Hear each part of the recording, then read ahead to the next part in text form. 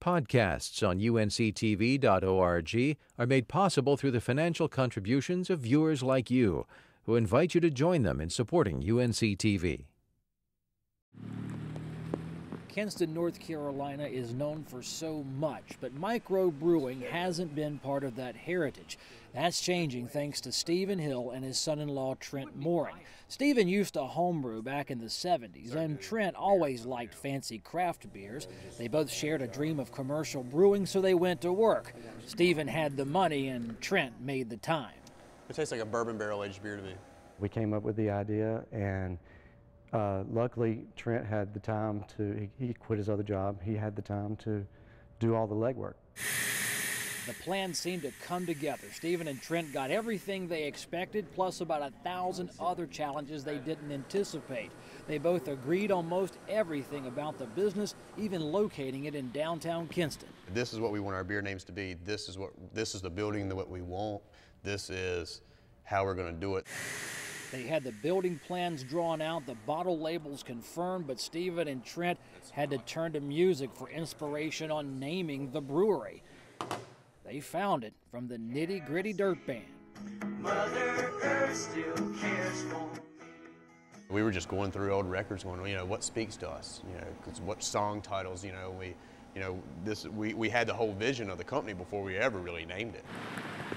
Kinston's first brewery would be called Mother Earth Brewing. Stephen and Trent installed eco-friendly technologies to back that brand and convinced a master brewer, Josh Brewer, to leave his Chicago digs for a life in eastern North Carolina.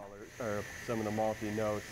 I've worked in the corporate world, and I just feel like I had a hard time getting out of bed and motivating myself for other jobs, and I've never, ever, once, ever have had an issue about coming in and coming to work for a brewing job that I've had.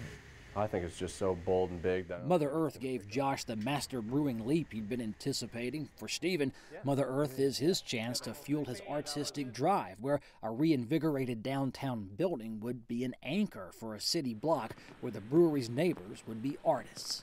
You're bringing something that was dormant out, but you're also bringing something new to the community. You're bringing the art of making beer, and you're bringing tourism into the community.